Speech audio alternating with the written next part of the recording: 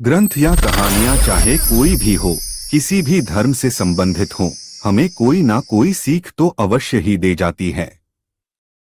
अगर बात करें महाभारत की, तो ये एक खूबसूरत घटनाओं के संकलन के रूप में प्रस्तुत एक ऐसा ग्रंथ है जो मनुष्य को अपने दायित्वों, मर्यादाओं और पारिवारिक संबंधों का बोध कराते हुए अपने लालच और इच्छाओं पर नियंत्रण रखना सिखाता है। मुख्य तौर पर महाभारत की कहानी कौरव पांडव युद्ध से संबंधित है, लेकिन उस युद्ध को आधार देने वाले पात्र और विभिन्न योद्धाओं का जिक्र भी अनिवार्य है।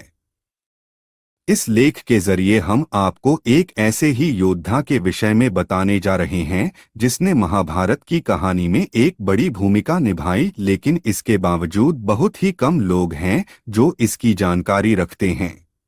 ये कहानी है भारत के पूर्वी भाग में स्थित मगध के राजा बृहद्रथ की, जिसकी 2 रानियां थीं, लेकिन फिर भी उन्हें संतान सुख प्राप्त नहीं हो पा रहा था। अपनी संतान की इच्छा पूरी करने के लिए उसने हर उपाय आजमा लिया, लेकिन फिर भी कुछ हाथ नहीं लगा। हारा हुआ बृहद्रथ ऋषि चंद्र कौशिक के आश्रम में पहुंचा और अपनी सेवा से उन्हें प्रसन्न करने की कोशिश करने लगा। बृहद्रथ के सेवा भाव से प्रसन्न होकर ऋषि चंद्र कौशिक ने उन्हें एक सेब दिया और कहा, जिस रानी से तुम अपनी संतान चाहते हो उसे ये सेब खिला दो। वह अपनी दोनों रानियों से समान प्रेम करता था और किसी के साथ पक्षपात नहीं करना चाहता था। उसने सेब के 2 टुकड़े किए और उसे दोनों टुकड़े अपनी रानियों में बांट दिए। सेब का सेवन करने के बाद दोनों रानियां गर्भवती हुईं, लेकिन आधा आधा सेब खाने की वजह से दोनों के गर्भ से बालक के आधे भाग निकले।